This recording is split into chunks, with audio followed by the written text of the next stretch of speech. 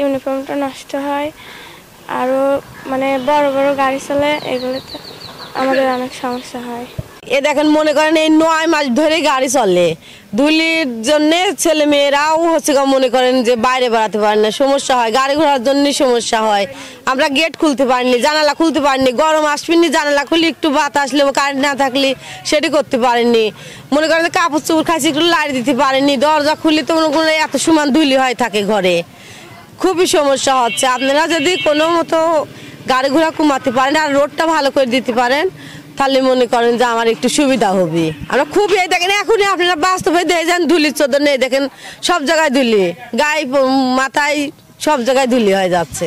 এখানকার প্রশাসনিক অবস্থা একেবারেই খারাপ বলবো আমি। এই জন্যই বলবো যে আমাদের চরসাদিপুর এলাকাটা একদম কুষ্টিয়ার সীমান্তবর্তী একটা এলাকা। এই সীমান্তবর্তী এলাকা, আবার তারপরে মাঝখানে হচ্ছে পদ্মা নদী। সমস্ত সেবা এবং প্রশাসনিক ব্যবস্থা, আপনি যত রকম সরকারি সার্ভিস বলেন, সব কিছু পদ্মা নদীর ওপারেই থেকে যায়। এখানে পুলিশ ক্যাম্প নাই। এখানে এখন যদি এই যে একটা রানিং মার্ডার হয়, আমি পুলিশকে ফোন দিলে এখানে পুলিশের আসতে 2 ঘন্টা সময় লাগবে, সর্বনিম্ন 2 ঘন্টা সময় লাগবে। সব মিলিয়ে এখানে আমরা চাই যদি এখানে একটা পুলিশের ক্যাম্প হতো, স্থায়ী ক্যাম্প। এখানে কিন্তু অনেক মাদক, অনেক সন্ত্রাসী কর্মকাণ্ড হয়ে থাকে। এই যে আমাদের পাশের জেলা হচ্ছে পাবনা থেকে কিন্তু অনেক অপরাধীরা এখানে এই যে পদ্মা নদীর ঘাটে এসে কিন্তু মানুষকে খুন করে, গুম করে, হত্যা করে কিন্তু এখান থেকে চলে যায়। ইতিপূর্বে অনেক কিন্তু রেকর্ড আছে, আপনার সাংবাদিকরা নিউজ করছেন, বিষয়গুলো দেখছেন। তো সব মিলিয়ে প্রশাসনিক ব্যবস্থা এখানে ভালো করার জন্য অবশ্যই আমাদের চরসাদিপুরে একটা পুলিশ ক্যাম্প হলে সব থেকে ভালো হবে। আমাদের এখানে তো স্বাস্থ্যসেবা নাই, সরকারিভাবে কোনো স্বাস্থ্যসেবা নাই। জেলা থেকে আমরা অনেক দূরে, মাঝখানে পদ্মা নদী, রাতে নৌকা চলাচলও বন্ধ থাকে। এখানে আমাদের স্বাস্থ্যসেবার জন্য যদি কেউ অসুস্থ হয়ে যায়, সেক্ষেত্রে আমাদের যাইতে হয় হলো পাবনা জেলা যাওয়ার জন্য আমাদের যে একমাত্র একটা রাস্তা, এই রাস্তার অবস্থা খুবই খারাপ।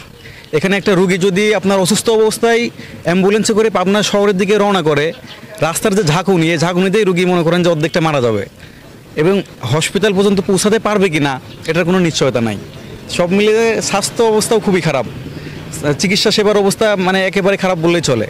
এখানে একটি হাসপাতাল আছে, সরকারি হাসপাতাল নামমাত্র, এখানে কোনো ট্রিটমেন্ট থাকে না, তারপরে হচ্ছে কোনো ডাক্তার নাই, ঔষধ নাই। সব মিলিয়ে এখানে রুগী সবাই জানে যে ওখানে গেলে পাবো না, এই জন্য কেউ আসেও না। এখন এখানে আস্তে আস্তে সবাই একটা অভুক্তি হয়ে গেছে আর কি। এখন করণীয় হচ্ছে যদি সরকার আমাদের এখানে সুদৃষ্টি দিয়ে যদি একটা যে হাসপাতালটাই আছে এটার যে সেবাটা পাওয়ার কথা, সরকার নিয়ম অনুযায়ী যতটুকু সেবা পাওয়ার কথা এটুকুনো যদি সরকার অন্তত আমাদেরকে দেয়, তাহলে অন্তত যেসব প্রসূতি মায়েরা ডেলিভারির জন্য, বাচ্চা প্রসবের জন্য মানে অন্য জেলায়, পাবনা জেলাতে যাইতে হচ্ছে, সদর হাসপাতালে যাইতে হচ্ছে অনেক দূরে, ওই মায়েরা তো অন্তত এখানে মানে এই সার্ভিসটা তো পাচ্ছে। তারপরে আপনার প্রাথমিক চিকিৎসাগুলো, জ্বর, ঠান্ডা, কাশি, মাথা ব্যথা, এগুলোর চিকিৎসা সেবাও এখানে পাবে।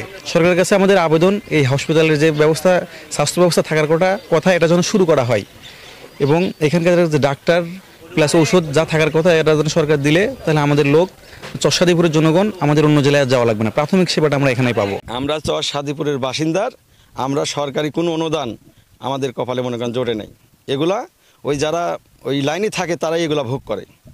তবে একটা জিনিস মনে রাখবেন যে এই দেশে যারা এই আইন শাসন করে তারাই মনে করেন খায় এগুলা, সাধারণ পাবলিকের নসিবে এগুলা জোটেই না। আমি একদম মনে করেন নর্মাল মানুষ, আমার এই জীবনে এই জমির ফার মনে করেন কাজ করতেছি, এই জমি আমার বাপ দাদার, এই জমিও তারা জোর করে খাইতো, কিন্তু এবার আসতে পারেনি। এই দেখেন এইগুলোর কারণ। আমাদের এই এলাকাটা পাবনা থেকে কুষ্টিয়ার যাতায়াতের ব্যবস্থা হচ্ছে নদী যোগাযোগ, সেখানে নৌকাতে যাতায়াত করতে অনেক সময় ঝামেলা হয়, যার জন্য আমরা নির্দিষ্ট টাইমে নির্দিষ্ট সময় বিভিন্ন কাজ করতে অসুবিধায় পড়ি। সেক্ষেত্রে আমাদের সবচাইতে বড় সুবিধা হতো এখানে যদি লঞ্চ বা অন্য কোনো ব্যবস্থা বা যাতায়াতের উন্নত মানের কোনো সিস্টেম হতো, তাহলে আমাদের এই এলাকার লোকজন সেখানে বিশাল উপকৃত হতো। বিছিন খেতা নোংরা হেতে শোয়া যায় না, বাচ্চারা শুতে পারে না, অসুখ বিসুখ হয়, ধুলাবালি হলে তো চুলকানি, অসুখ বাসুখ ঠান্ডা মনে ধরে যায়, নিজের তো করে শোনে না। এই যে রাস্তা ভেঙে যায়, খোয়া মাছ এটি দিতে কই, তা কোনো সমস্যা দেয় না, পানিও দেয় না, রোডে মাঠে একটু পানি মারে না। এমন চৈত মাসের দিনে আরো সমস্যা বেশি হবে। আমরা চাই রোড মাঠ ভালো হোক, চলাচল একটু ভালো।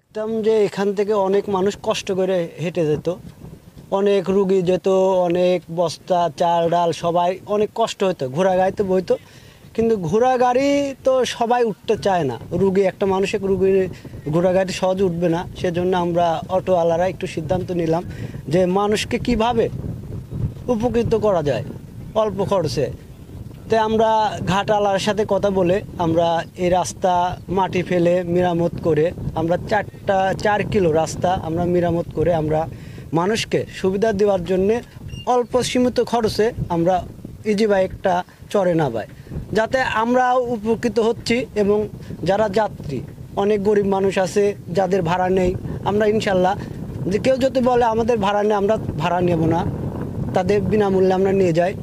এই রোডে বিভিন্ন ভাটা এবং বিভিন্ন ভাটার গাড়ি চলাচল করে। আমরা অটো চালক, আমাদের যাতায়াতের খুবই সমস্যা। এই চেয়ারম্যানের মোড় থেকে ভুমরার মোড় পর্যন্ত রাস্তা 2.5 কিলো রোড, একবারে অযোগ্য গাড়ি চলাচলের মতন পরিস্থিতি নাই। আমাদের ইউনিয়নের ভূমি অফিস নাই, তারপরে পোস্ট অফিস নাই, আবার রাস্তাঘাটও আমাদের ইউনিয়নে সবই ভেঙে চলে নষ্ট হয়ে রয়েছে, এটাও আমাদের দরকার। আপনারা জানেন যে আমাদের কুমারখালীতে মোট 11টি ইউনিয়ন রয়েছে। এর মধ্যে আমাদের চরসাদিপুর ইউনিয়নটি পদ্মা নদীর ওপারে অবস্থিত, পাবনা সদর লাগোয়া একটি ইউনিয়ন। সেক্ষেত্রে আমাদের পদ্মা নদীর এই দীর্ঘ পদ্মা নদী পার হয়ে সেখানে সেবা কোনো ক্ষেত্রে দেওয়ার জন্য আমরা এখান থেকে সপ্তাহে আমাদের যে বিভিন্ন অফিসগুলি আছে সেই অফিসাররা সেখানে যান, যে তাদেরকে সেবা দেওয়ার চেষ্টা করে। তবে সেখানে স্থায়ী অফিস নেই, এক্ষেত্রে আমরা ইতিমধ্যে পেয়েছি, তাদের আবেদন পেয়েছি। আমরা আবেদনগুলো ঊর্ধ্বতন কর্তৃপক্ষের কাছে অগ্রাহ্য করবো, যেন সেখানে স্থায়ীভাবে সরকারি অফিসগুলি থাকে এবং আমাদের কর্মকর্তারা সেখানে অবস্থান করে সেবা দিতে পারে।